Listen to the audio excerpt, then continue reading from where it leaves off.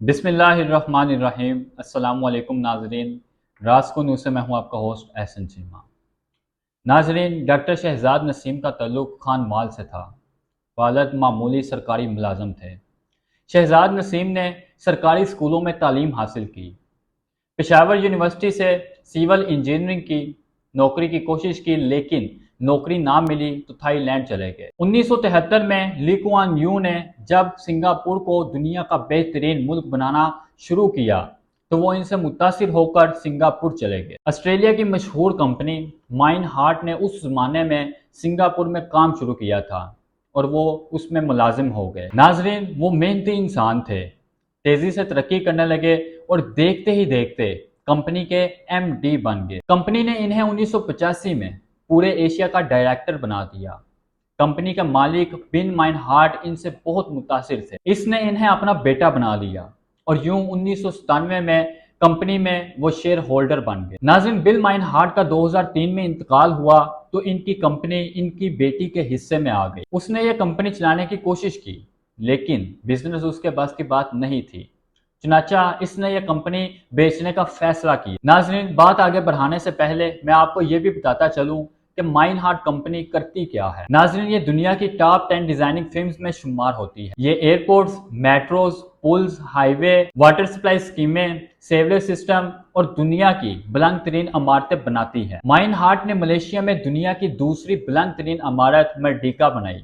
یہ 118 منزلہ عمارت ہے۔ اس نے انڈونیشیا کی بلند ترین عمارت تھملین بنائی۔ دوحہ کا international airport, Muscat airport, Changi airport کا ٹرمینل 1 اور دلی اور ممبئی کے ایئرپورٹ سمیت بھارت کے 6 بڑے ہوائی اڈے بنائے۔ ناظرین، سنگاپور کی تمام اہم عمارتیں بھی اسی کمپنی نے بنائی ہیں۔ کمپنی میں 5000 انجینئرز، آرکیٹیکٹس اور ڈیزائنرز ہیں۔ دنیا بھر میں 55 دفتر ہیں اور یہ سالانہ 25 ارب ڈالر کے پروجیکٹس مکمل کرتی ہے اور یہ دنیا کی 225 بڑی عالمی ڈیزائننگ فرمز کی رینکنگ میں 45ویں نمبر پر آتی ہے۔ ناظرین، اب میں دوبارہ واپس ڈاکٹر شہزاد نسیم کی طرف آتا ہوں۔ کمپنی کی نئی سی آئی او نے فرم بیچنے کا فیصلہ کیا۔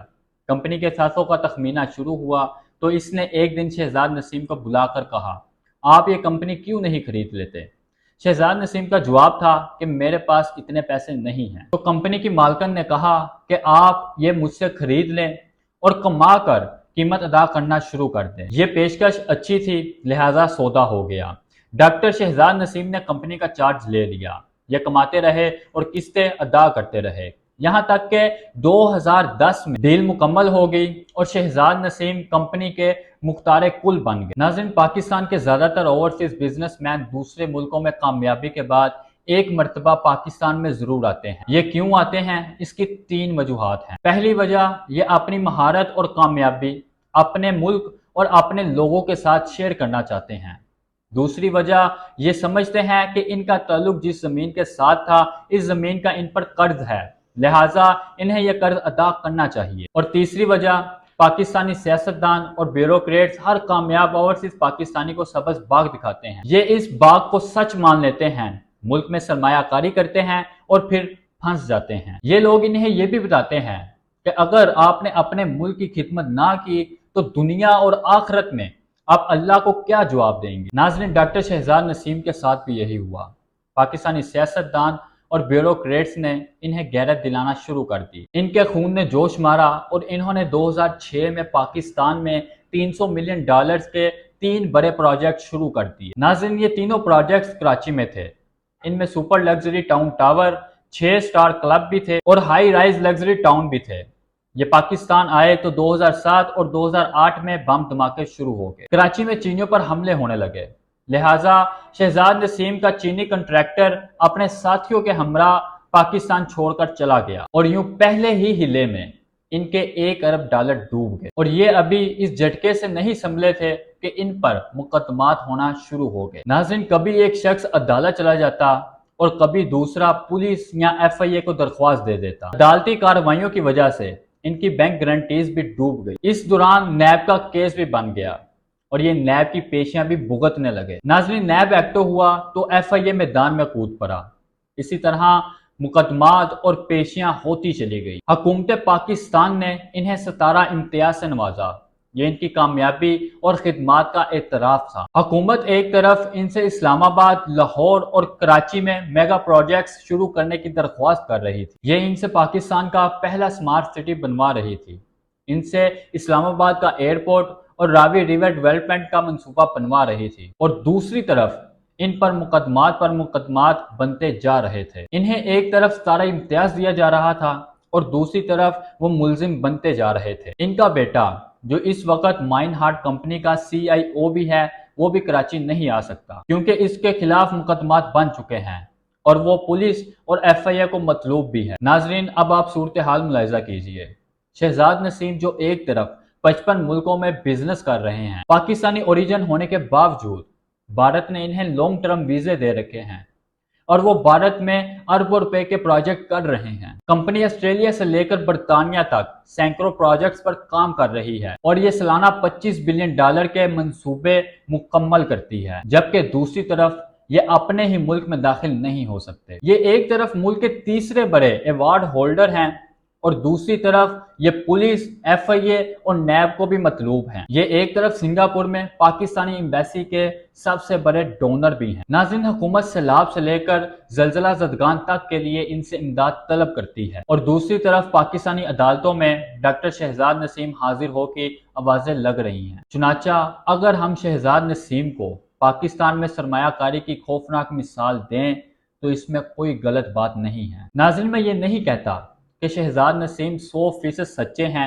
اور ان سے کوئی غلطی نہیں ہوئی، ہو سکتا ہے کہ ان سے بھی کوئی غلطیاں ہوئی ہوں، لیکن کیا ریاستی اداروں کا کام سرمایہ کاروں کو اس طرح ذلیل کرنا ہے؟ ریاستیں ایسے معاملے میں بار بار مذاکرات کرتی ہیں، یہ پارٹیوں کو بٹھاتی ہیں اور ان کے مسئلے حل کرتی ہیں، یہ سرمایہ کاری کو اس طرح پولیس اسٹیشنوں میں ضائع نہیں کرتی۔ ناظرین، آپ خود فیصلہ کیجئے۔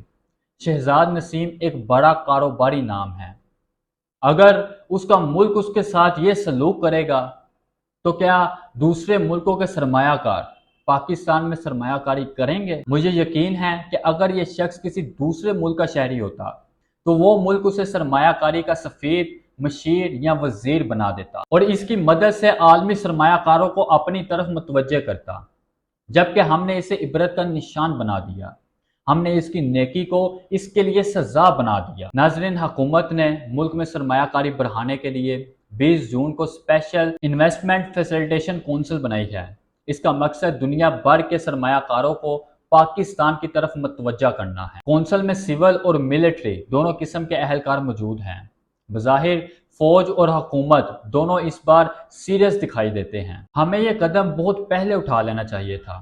بہرحال دیر آئے درست آئے، تاہم میری کونسل سے درخواست ہے کہ سرمایہ کاری کے اس کھیل میں مقامی سرمایہ کار اور اوورسیز سرمایہ کار سب سے اہم ہوتے ہیں، باقی دنیا ان کے بعد ملکوں کی طرف متوجہ ہوتی ہے۔ آپ اگر ملک کو سرمایہ کاری کے لیے کھولنا چاہتے ہیں تو سب سے پہلے آپ مقامی اور اوورسیز سرمایہ کار کا اعتماد حاصل کریں۔ اگر یہ سرمایہ کاری کے لیے تیار ہو گئے تو باقی دنیا کے سرمایہ کار بھی تیار ہو جائیں گے۔ لیکن اگر شہزاد نسیم جیسے لوگ گلے میں ستارہ امتیاز ڈال کر بھی نیب، پولیس اور FIA سے چھپتے پھریں گے تو پھر یہاں کون آئے گا؟ چنانچہ میری اسپیشل انویسٹمنٹ فیسیلیٹیشن کونسل سے درخواست ہے، ڈاکٹر شہزاد نسیم آپ کے لیے ایک ٹیسٹ کیس ہیں، آپ ان سے رابطہ کریں، ان کی سنیں اور انہیں مطمئن کریں، ان سے ان کے پروجیکٹس مکمل کروائیں اور پھر انہیں سرمایہ کاری کا مشیر یا گلوبل انویسٹمنٹ ایمبیسڈر بنا دیں تاکہ وہ دوسرے ملکوں کے سرمایہ کاروں کو بھی پاکستان کی طرف متوجہ کر سکیں۔ آپ ان سے ایئرپورٹ بنوا سکتے ہیں،